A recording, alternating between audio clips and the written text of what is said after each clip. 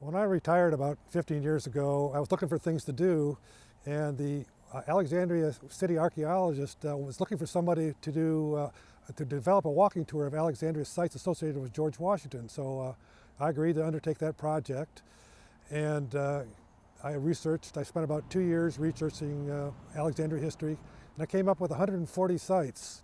And I think she was looking for a brochure, but I ended up writing a book. It's called Walking with Washington, and it, of course, contains walking tours of Alexandria sites associated with George Washington. George Washington enjoyed a long 50-year relationship with Alexandria. From the time Alexandria was founded in 1749, when he was 17, until he died in 1799 at the age of 67. He participated in the political life of the city.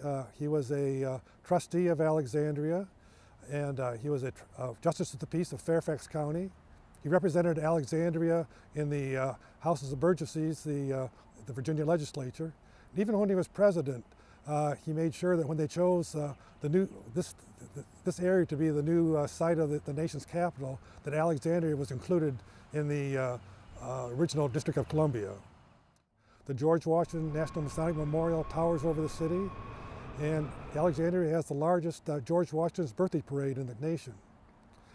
Alexandrians like to say that this is George Washington's hometown.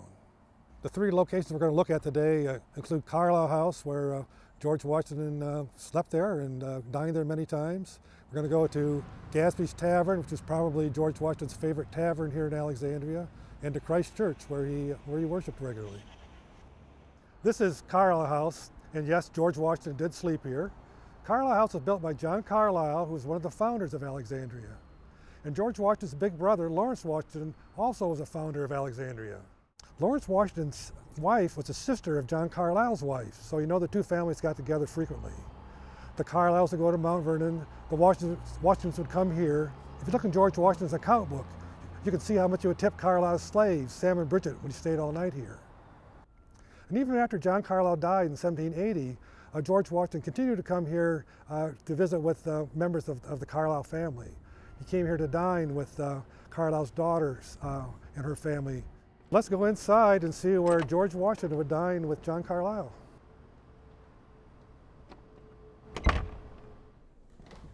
This is the dining room of Carlyle House, where George Washington dined many times. This room is all original hand-carved woodwork, original flooring. There's no subflooring. You see the office down below. The colors are based on paint analysis. It's the actual color it was when George Washington dined here. And this is an important room in American history. In 1755, General Braddock came to town for the French and Indian War. And he chose Carlyle House to be his headquarters because this was the grandest house in town. And General Braddock called a conference of the colonial governors. Again, John Carlyle wrote to his brother George back in England, this was the grandest Congress ever held on this continent up until then. And it probably was the grandest Congress until the Continental Congress in Philadelphia 20 years later. And 5 colonial governors came and met in this room to plan the French and Indian War. And one of the things they talked about was how to pay for the war. And what they suggested was taxing the colonists. And you remember taxation without representations? So you can trace the beginnings of the American Revolution back to this room.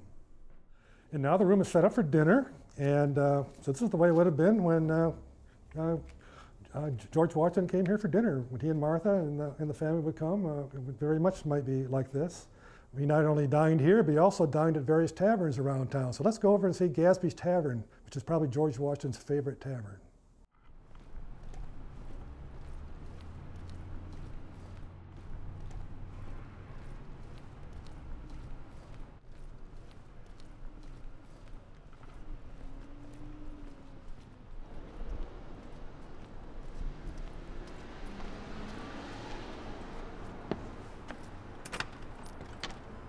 This is Gadsby's Tavern, probably George Washington's favorite tavern.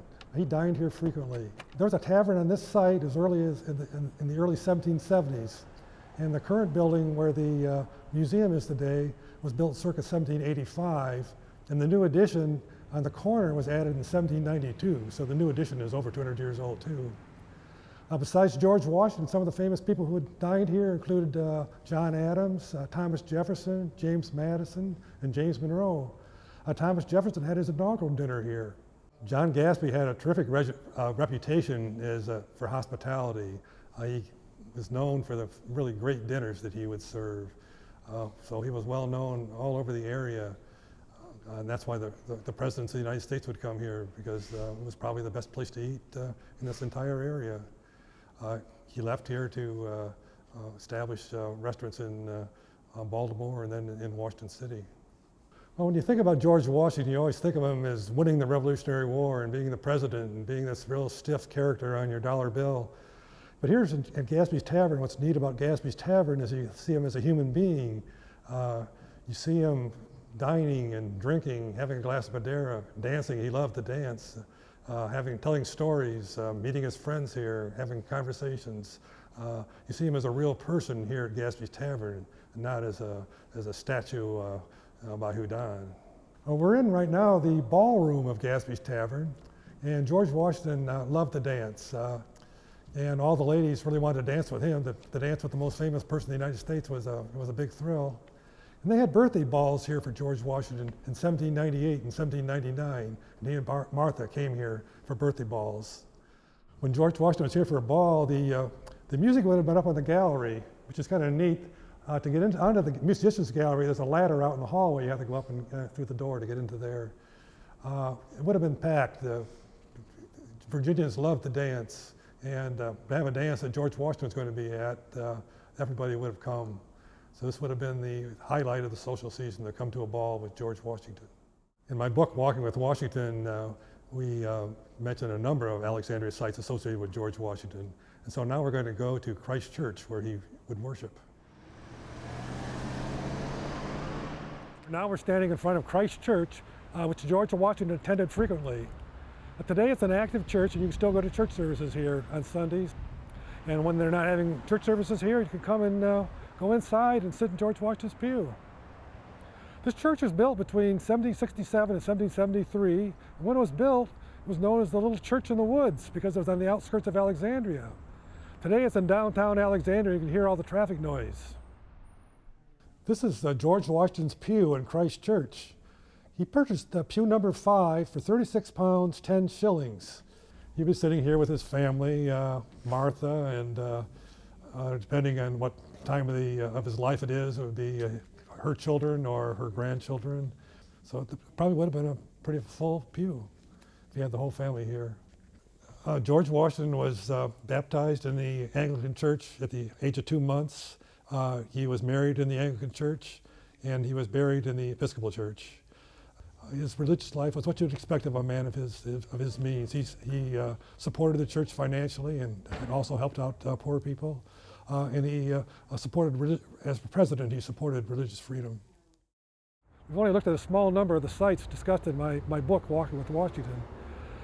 But I sort of want people to realize that George Washington was all over Alexandria. George Washington was really an important part of Alexandria, and Alexandria was very important to George Washington as well.